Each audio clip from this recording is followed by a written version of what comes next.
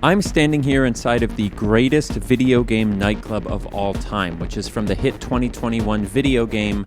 Actually, I'm not going to tell you that yet. Let me back up. Video game nightclubs have always fascinated me because most of the time they are really strange, which makes sense, right? They're typically just side locations or places you rush through quickly, so developers aren't going to take thousands of hours to perfect every little detail. They just get it close enough to convey the mood that they want and move on. Sometimes that works out pretty well and you get some really awesome and authentic set pieces. Other times, things are a little weirder. I love both ends of the video game nightclub spectrum, and today I'm going to take you through 7 of the most notable ones ever, spanning more than 20 years of video game history. From the sparse and the surreal to the staggeringly authentic and impressive, all culminating in what I think is pretty easily the best nightclub in video game history. I'm legitimately so excited to tell you guys about this. Our tour is going to begin in the year 2002 with what I consider to be the first true video game nightclub of the 3D era, the Malibu Club from Grand Theft Auto Vice City. Now, to be fair, this isn't literally the first fully 3D nightclub in a video game. That honor technically goes to either Duke Nukem 3D or Omicron the Nomad Soul featuring David Bowie, depending on how you slice it. But Vice City's Malibu Club is really the first one that took the task of making a video game nightclub semi-seriously. And as a result, it set the standard for pretty much everything we'll be looking at going forward. The first thing you'll notice when you see footage of this place is just how empty it is. Every single NPC that isn't an employee of the club is on the dance floor, and they're all dancing. There's not a single person standing around at the bar in a chair. We are 100% dancing 100% of the time here at the Malibu Club. You'll also notice that if you listen, there aren't really any background sound effects of any kind. Some of the clubs later on have people cheering or glasses clanking around at the bar, but back in 2002, they just slapped a bunch of reverb on the music and called it a day. If you closed your eyes while standing in this club, the sound would be indistinguishable from listening to music in an abandoned warehouse. Now, weirdly, I would have thought that this would make the vibe in here really strange and surreal, but it mostly doesn't. I'm sure it looks like it on camera, but in the context of a game like Grand Theft Auto Vice City, which has such a great empty vibe to it that we made an entire video on the subject, the Malibu Club actually comes across as more lively than many of the places you go in the game. The great dancing animations and upbeat music help a lot, and as a result, even though it's a little weird, it's not nearly as liminal in context as you might be led to believe. There are some nice details here as well, like the high quality textures behind the bar, and there's an area up top overlooking the club floor for the owner, but beyond that, it's not like this feels like a real nightclub, and I wouldn't want it to, right? Because the thing that makes a video game nightclub great isn't necessarily,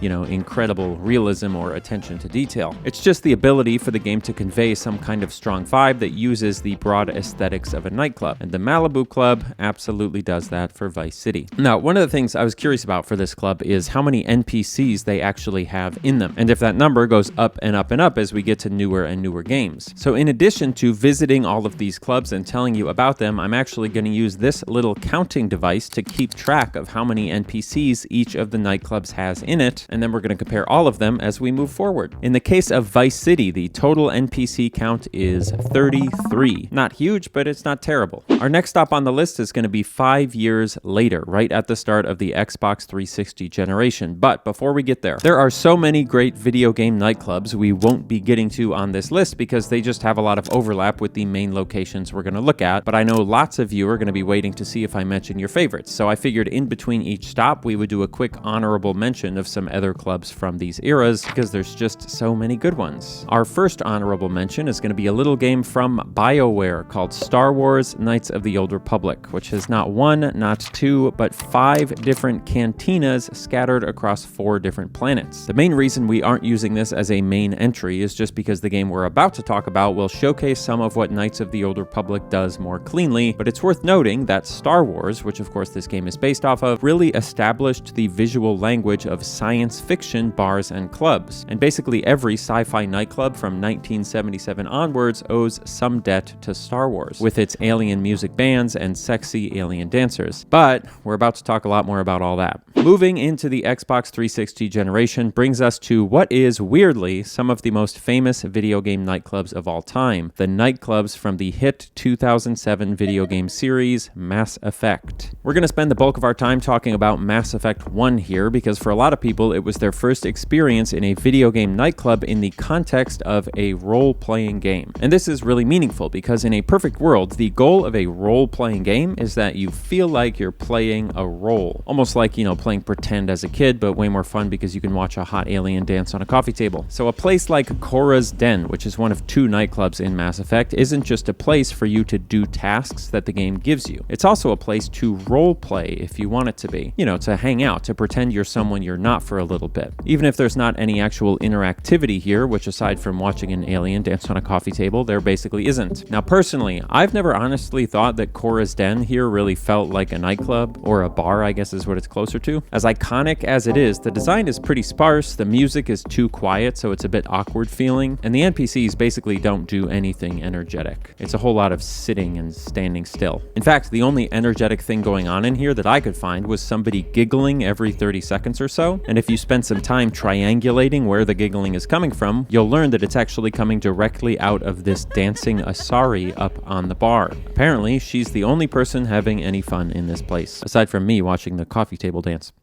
The other nightclub in Mass Effect is called Flux, and overall, I would say it gets a lot closer to that nightclub feel. You've got people dancing, you've got a bit more background noise, there's more variety in what the NPCs are doing, and you've even got an interactive casino sort of thing up on the second level where you can play a game or something. I honestly could never figure out how this thing worked. And this is a really great encapsulation of classic video game nightclub, a place that at first glance feels kind of authentic, but if you really slow down and look around, you'll notice just how weird everyone here is. But as long as you're enjoying the game, rather than feeling like this weirdness is a turnoff, you actually just kind of end up accepting it, and it becomes an aspect of the place you're spending time in, rather than something that takes you out of it, which is just great. For NPCs, we've got 2 different counts for 2 different clubs. Cora's Den has 33 NPCs present, but we're going to use the count for Flux because I like it better, which makes our final count for Mass Effect 48 NPCs. Of course, the other 2 Mass Effect games have nightclubs as well, and the most famous is probably Afterlife from Mass Effect 2, and it is a great club, don't get me wrong, but broadly speaking, most of the stuff we want to talk about with those games is going to be covered more thoroughly with the other games on our list, so we're going to move on. We're on our way to the year 2010, and a game that is very near and dear to my heart, but first, another quick honorable mention. Grand Theft Auto 4. I know it's weird not to spend much time on a release as huge as GTA 4, but the fact of the matter is that while the nightclubs in the game are great, they don't necessarily do any one thing better than some of the other games on our list that we're going to be covering. Plus, we talk about GTA enough on this channel. I want to talk about other games, but I did want to shout out the Grand Theft Auto 4 DLC, The Ballad of Gay Tony, because that game, despite being hugely satirical, has a really fun and, I won't say subtle, because GTA is never subtle, but I will say nuanced representation of gay nightclub culture and spaces in New York City in the early 2000s, and it's the only game here that tries to show not just the clubs themselves, but the world and the people that build them. So shout out GTA 4, shout out Gay Tony.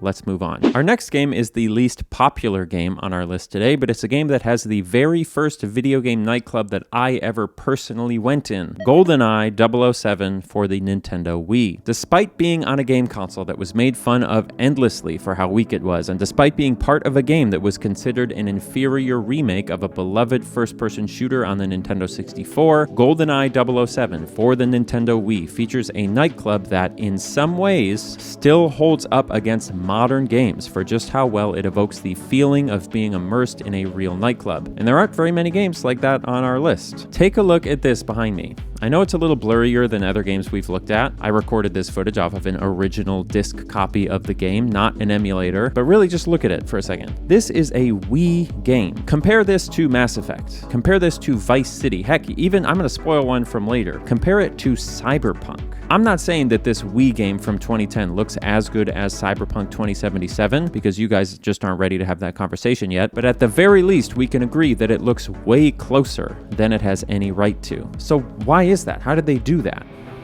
Well, it really comes down to one thing: MeUndies. Welcome to the sponsorship, gang. You know, I think the reason my transitions into sponsors are so good is just because I literally write my normal script and then suddenly say MeUndies instead of cardboard, which is the real reason why GoldenEye's club scene looks so good. But we'll get to that in a second. First, do you want the world's greatest underpants using the world's greatest YouTubers discount code? There's only one way to do that, folks. MeUndies.com/AnyAustin, promo code AnyAustin. It's really that simple. Boxers, briefs, bralettes. I feel like a real advertiser. T-shirts, pajamas. They've got loads of stuff, all made from their insanely soft and comfortable micro-modal fabric. At this point, if you haven't believed me with MeUndies, I don't know what's going to convince you. But I have one more idea. I honestly have no idea if they're going to let me do this, but we're going to give it a try. If you send me your address, like follow me on Instagram and DM me your address, I'll pick a few random people who've never tried MeUndies before, and I will buy you a pair and send it to your house if you promise me that if you actually like them, you'll buy yourself more pairs if/when you have the money to do so. That's how much I want you to try MeUndies. I will personally buy them for you. But listen, if you already have the money to buy them, just buy them and try them. MeUndies will give you a full refund if you send them back for any reason, as long as you didn't,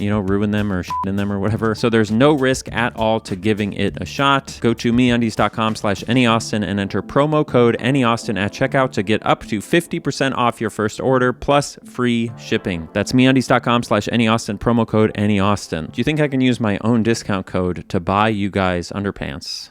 I could, right? I don't see why not. It's a win-win. Anyway, what the heck were we talking about? Oh, right. Cardboard. This nightclub from GoldenEye 007 has lived in my mind without paying a penny of rent ever since I walked into it on a fateful evening in my dad's basement in the year 2010. In GoldenEye 007, you play as James Bond, a British secret agent who's trying to do something really important, and you arrive at this club looking for a particular person who can help you out. You enter the nightclub through this nice-looking lobby. If you have time, take a peek out into the city and enjoy a very liminal space interpretation of Barcelona, and then you head through some atmospheric hallways and the muffled sound of the music starts to fade in. And then you open the final door into the club itself, and bam, the lights, the sounds, which I can't play or else I'll get demonetized, and above all, the NPCs. Walk up to the balcony and look over the edge at the dance floor, and you will see something that we literally will not see in any other video game nightclub except the very last one on our list. You've got hundreds of NPCs packed tightly together, dancing to the music,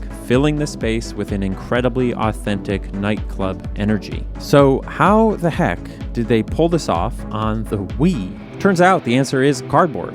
I wasn't kidding. If you take the time to stop and walk up to any of these NPCs, you'll immediately see that they aren't really NPCs. They're just all black, flat cardboard cutouts playing simple dancing animations in a loop. Absolutely top-notch art design by the team at Eurocom, rest in peace, and it works. It works really, really well to sell the vibe. Combine a couple of those cardboard NPCs with some good music, a little camera bob, and low lighting, and you end up with a really stunning and immersive set piece for a really decent first-person shooter on one of the most successful gaming consoles of all time. Now, this is actually something that Mass Effect 2 and 3 did a little bit of as well, where if you look off in the distance, you can sometimes see that they filled out their spaces with fake NPC cutouts rather than full NPCs, like you see here. But in GoldenEye, they actually let you walk right up to them. If you scrutinize it too closely, of course, it does get a little bit weird. The people at the bar don't really move at all, and seeing a pure black apparition dancing ecstatically next to an NPC that's trying their hardest not to notice, it is a little creepy. But when you're pushing through the crowd on the dance floor and looking up through the fog at the DJ, it's really good. I'm sorry I keep saying that, but it's really atmospheric, and in some ways pulling that off using such limited tools makes this the most impressive nightclub on our list. Now, as the mission continues, you do fight through a massive back of house area in the club that's perfectly suited for having a gunfight, and there's a funny detail back there on the shelves where all of the labels on the food is in some sort of Cyrillic language, probably Russian, despite this club being in Barcelona. In terms of the number of NPCs, it's a little hard to say. If we don't include the dancing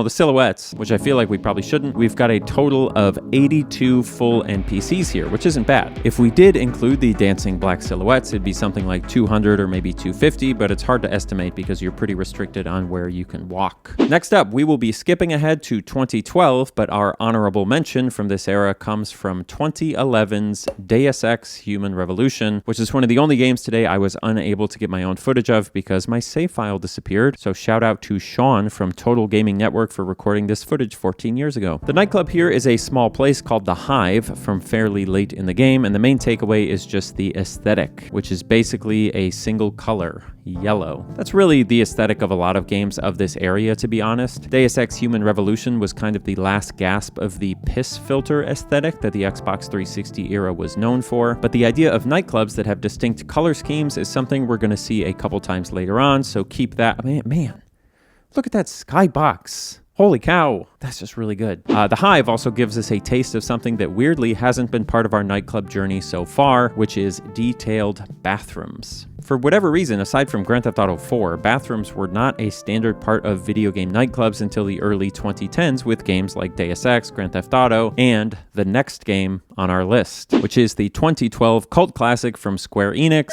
Sleeping Dogs. This game is widely considered an underappreciated gem, and it's basically a classic 3D beat-em-up combined with Grand Theft Auto 4 set in modern Hong Kong. As you can imagine, modern Hong Kong is the perfect setting for a video game nightclub, and the game has a great one called Club Bam Bam. Of all the places we've looked at so far, this one is pretty far and away the one that feels the most grounded. And I don't even mean that it's the most impressively detailed or realistic necessarily, but the actual vibe that they went for here, it's not a high-class lounge or some sort of super polished Apple Store looking sci-fi bar. This is a straight up, just regular-ass nightclub, like the type of place you could walk into in any city. And it's a little hard for me to pinpoint exactly why. Part of it, I think, has to do with the sound. The way they have the music reverberating in the space feels really authentic, and rather than perfect sounding video game soundtrack music, it kind of has this messy, wobbly quality that music gets when it's played in a space that wasn't designed for music. Once again, I can't technically let you hear this because of copyright issues, but me and my researcher Luke, we did our best to recreate the songs from this game in sort of our own style so that we could give you a sense of what it might sound like. That's right, we have a custom soundtrack for our video, which technically we have for all of our videos because that's just the kind of guy I am. They've also done a good job of paying attention to some of the less pretty things in a nightclub, like bottles and glasses set on every available surface and stains on the floor, and they have just enough people in here that rather than feeling like a weird sparse video game place, it feels more like a real nightclub on like a Tuesday. That's actually the predominant feeling I get here in Sleeping Dogs, is it feels like a real nightclub on like a Tuesday at like 6 p.m. But in addition to all of the little things that we've upgraded here, there's one big upgrade to this game. For the first time, NPCs move around. I don't know if you've noticed, but there isn't a single nightclub we've looked at so far where the NPCs move. They all just have a set position and they either dance or talk or stand around in that position forever, but they never move from one position to another. This one upgrade, I think, makes a really big difference to selling the space as authentic, even if the way the NPCs walk can be a little, funny, a little video gamey. Now, full disclosure, there was one game before Sleeping Dogs that also had walking NPCs, and that was Grand Theft Auto 4. So, as usual, Rockstar is 4 or 5 years ahead of basically everyone else. But along with all of the other things that the developers of Sleeping Dogs added to their game, I'd say that at the time of its release, Club Bam Bam was probably the most authentic feeling nightclub in a video game. Maybe not the most atmospheric, I would still give that one to GoldenEye on the Wii, but in terms of capturing that kind of awkward, empty feeling, that you get at a nightclub before you've had enough drinks, Sleeping Dogs absolutely nails it. There is one thing about this nightclub, though, that is absolutely horrible. We're talking like offensively bad. And that is the textures that they use inside the toilets to represent whatever it is that they thought people did to toilets at nightclubs. These textures are literally so disgusting that I refuse to show them to you until the end of the video because it would legitimately hurt retention so much that I think it would cost me hundreds of thousands of views. That's how bad they are. Anyway, how many NPCs do we have here in Sleeping Dogs? Well, if you count absolutely everyone, including the people doing terrible karaoke in the side room, you end up with our biggest number yet, 110. Really big step up from anything else so far. In the years after Sleeping Dogs, we actually went through quite a drought of great video game nightclubs. We had things like Watch Dogs, which had some okay ones, and GTA 5 did finally add nightclubs with one of the updates to GTA GTA Online, but nothing that really changed what video game nightclubs were. The one exception to this is our next and last honorable mention, which is not necessarily a game I recommend because I was literally unable to install it after trying for several hours, but it is a game with a really, really weird nightclub, and that is Star Citizen.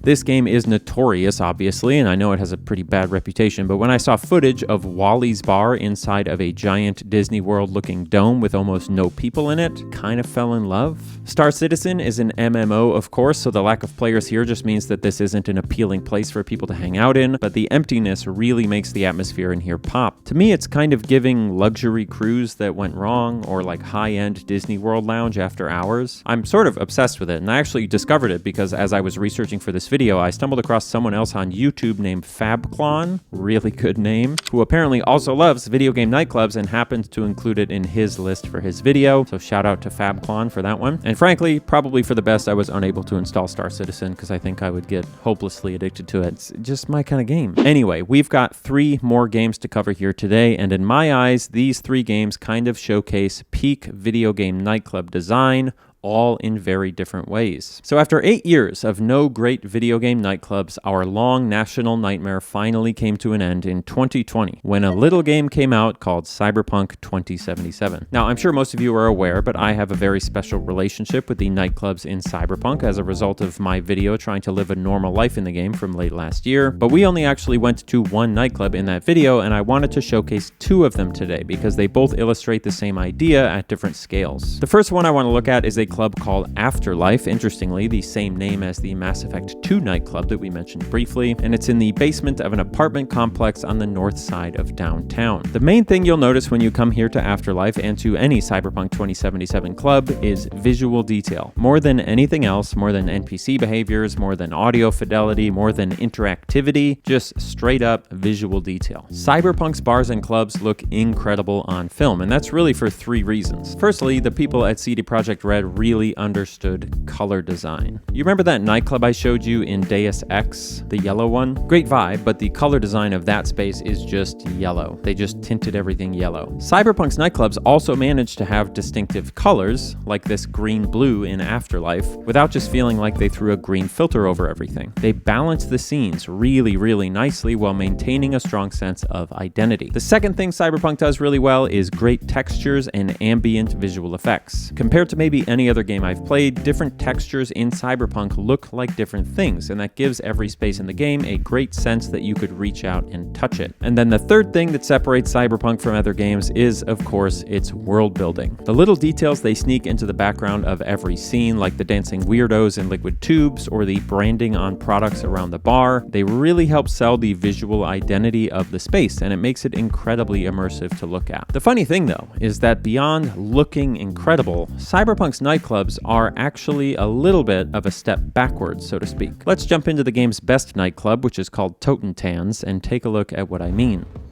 Now, obviously, this club is incredible. I am not in any way saying that it's bad. I just want to point out some of the ways that it's actually more similar to some of those older games we looked at, despite its high-fidelity appearance, because that's obviously interesting to me. The main thing here is in NPC behavior. Totentanz actually kind of has a similar thing going on here as GoldenEye 007 for the Wii, where from far away, the effect of all the NPCs is really beautiful and very striking, but once you actually walk around and look at them, these are some video game-ass NPCs. They don't walk around like they did in Sleeping Dogs. They stare at you kind of funny or dance in really cringe ways sometimes. They awkwardly stand around in places that a real person never would at a club. It's such a funny contrast from the impression that you get when you first show up here, and I want to draw a comparison with something I said back when we talked about Grand Theft Auto Vice City. Remember how I said that despite the fact that the Malibu club was really bare bones and weird, how it didn't feel bare bones and weird in the context because the whole game is kind of bare bones and weird, so you just sort of get used to it?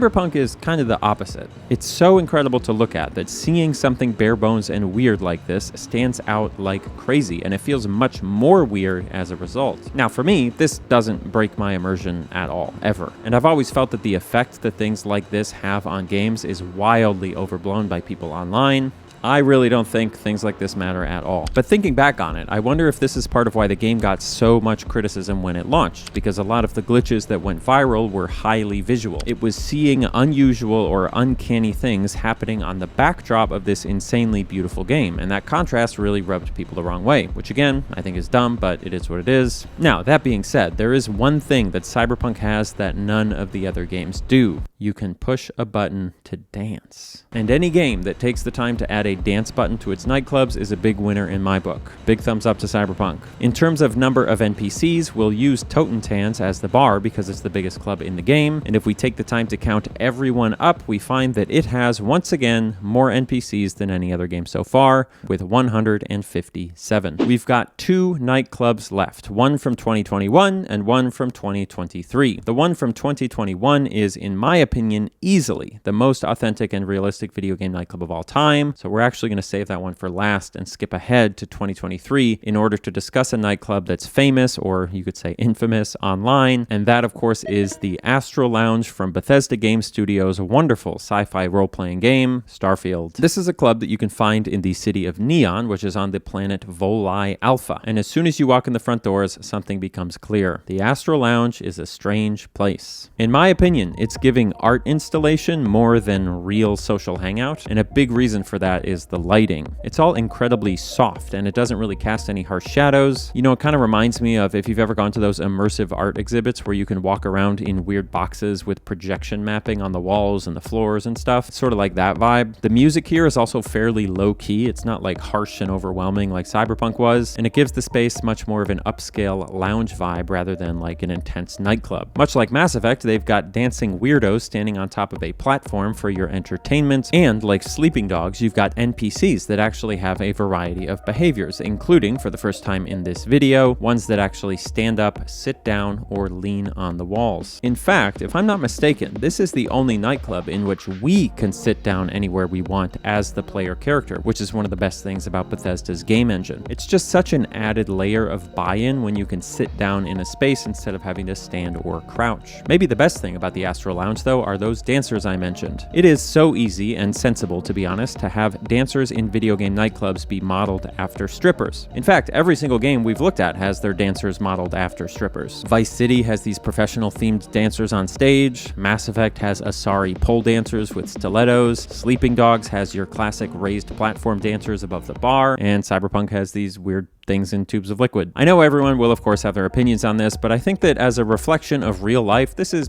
broadly fine. But it's kind of crazy that the only game we found that thought to try something different was Starfield. Rather than pulling their nightclub entertainment from the likes of seedy strip clubs or dark sci-fi lounges, Starfield went the Blue Man Group route and created what I would say is a straight up anti-sexy 1970s sci-fi rubber aesthetic. I don't know if that was intentional, but to me it reads like something from Lost in Space, which is kind of awesome. And really, the whole club has a 1970s sci-fi hippie vibe to some extent, from the see-through DJ sphere suspended above the dance floor to the vaguely Eastern spirituality coded fonts and wall design. Which also means this is the first club we've looked at to actually slant intentionally away from being rooted in gritty realism and into something surreal and retro looking. That's not to say that all of this weird, awkward stuff is intentional, of course. In classic Bethesda fashion, NPCs here love staring at you from afar, dancing slightly awkwardly, and trying way too hard to convince you that this is the coolest place you've ever been.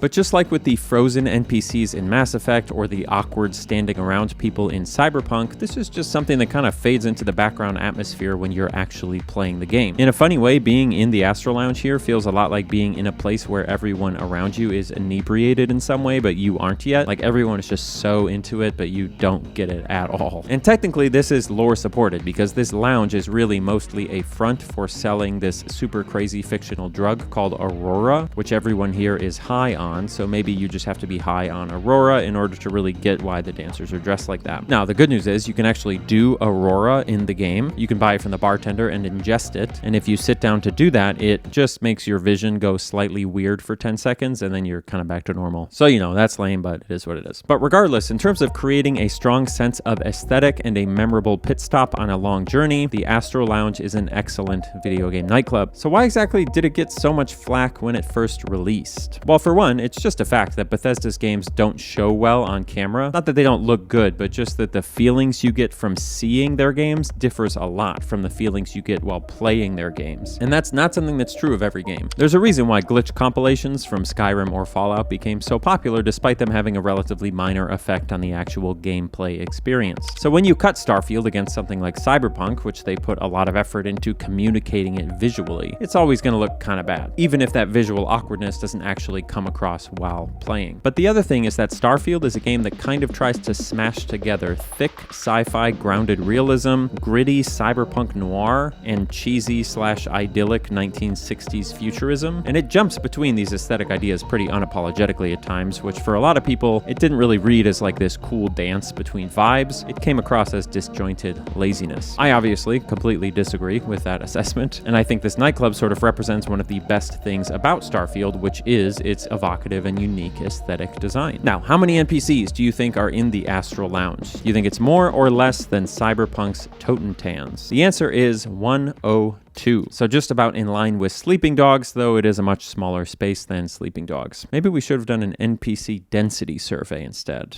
Oh well, whatever. So far, we've looked at loads of video game nightclubs. This is by far the most comprehensive assessment of the topic on the planet. You're welcome. And we've seen so many wonderful and strange ways that game developers create these iconic spaces for human interaction. But none of the places we've looked at so far actually capture the feeling of being in a real nightclub. Even Cyberpunk's impressive aesthetics sort of break down when you look too closely, which again is not a bad thing. But there is one game developer out there who somehow managed to capture all of the nuance of being in a real nightclub down to the absolute smallest of details. And it is my pleasure to share their work with you right now with the last stop on our journey, IO Interactive's 2021 masterpiece, Hitman 3. The recent Hitman trilogy, which has since rebranded as Hitman World of Assassination, is a real treasure trove of tiny little worlds built in great detail. But perhaps none of the levels here are as impressive or affecting as the second level of the third game, Club Hole. This level is set inside of a decommissioned nuclear power plant which has been repurposed into a nightclub outside of the city of Berlin. And right from the jump, it's clear that Hitman does something above and beyond any of the other games on our list. The number of NPCs standing in the queue here, the people just waiting in line to go in the nightclub, is 134, which means that this game has nearly as many people waiting to get into the club as Cyberpunk 2077 has in its entire club area. When I saw this line of people, I nearly started to tear up, legitimately. Along with the quiet, authentic environment design, seeing this many people standing in such a familiar and believable arrangement instantly transported me completely into the game. Even though the NPCs themselves are a little silly looking and they do silly things and they say silly phrases, the sheer authenticity of their volume was completely overwhelming to me. And inside the club, it only gets better. There's the entrance where you get a sticker to cover your phone camera, there's a pat down you have to go through, a coat check, and then the hallways. Holy cow, the hallways here. I'm going to do my best to explain this because it's kind of a weird point that I want to make, but we need to talk about these hallways. You know how in some of our earlier locations, we talked about this idea of a space that's so clean and curated that it feels unrealistic? You know, that's how Mass Effect kind of felt, it's how Starfield kind of feels. And Cyberpunk kind of goes the other direction, where they just let the whole game be covered in garbage, and that's just the game's aesthetic. But here in Hitman 3, we see something incredible. This is a space that's trying to feel curated and perfect, staffed by people whose job it is to maintain that vibe, but one that's also struggling against the fact that the messiness of reality can never be totally accounted for. You can put these light cubes up all over and they do a great job, but at the end of the day, the lighting isn't perfect. It's a little splotchy. The walls are still concrete. There are still boring storage rooms that look like boring storage rooms. The staff may be all masked and cool, but you know, they still have silly arguments about misplacing someone's coat. You still have to walk down a bare, ugly staircase to get to the dance floor. No other video game nightclub, honestly, not very many video game locations, period, capture this tension the way that it's been captured here in Hitman 3. So how did IO Interactive do this? Well, according to the development team, it took a lot of effort, and they took inspiration from multiple world-famous real-life clubs in Berlin, including Kraftwerk, Sisyphus, and the ultra-mysterious and exclusive Berghain. But we're not done exploring this club in Hitman, not even close, because by far the most beautiful part of it is the main dance floor itself. You come down these stairs and turn the corner to see a sight night that absolutely took my breath away. Look at all these people. Look at them. This is like what we saw in GoldenEye 007, only this is real. These are all NPCs with faces. You can walk among them, you can touch them, and it's just an absolute sea of them from the front to the back in a way that I have never ever seen before in a video game. On top of that, the music here is perfect, the sound is perfect, and the lighting, which is almost as impressive as the quantity of NPCs, doesn't betray the video gaminess of the space at all. It's really, really well done. They absolutely nail not just the aesthetic, but the feeling. It's truly astonishing. There's also an outdoor space that I could talk about for hours, and frankly, I'm kind of kicking myself for making this one big video on 20 years of nightclubs instead of just a video exclusively about Hitman 3, because I could absolutely fill 20 minutes with things I want to tell you about this place. But oh well. But this outdoor space is also just incredible. Please go look at it if you have time. Now, there are two specific details I want to tell you about in this club that I think really take it to an even higher level. One of them comes in the form of some interactivity. Hitman, as you might know, is a game about assassinating people, and part of doing that is about knocking people out, taking their clothes, and disguising yourself as them so you can move about the space. In this level, one of the disguises you can get is the DJ for the club, and you can actually go up behind the DJ stand, which is also just beautifully detailed with tons of authentic looking equipment, and you can trigger a grand finale moment for the people in the crowd. Are you ready? Here it is. Look at this. This looks fucking insane. Have you ever seen a mass of NPCs act like this in a video game? It's crazy. But in some ways, the other detail I noticed is even more amazing because it is so subtle. I was in one of the club's bathrooms admiring all of the little details in there when I stopped for a second and I noticed a sound. Listen. Do you hear that?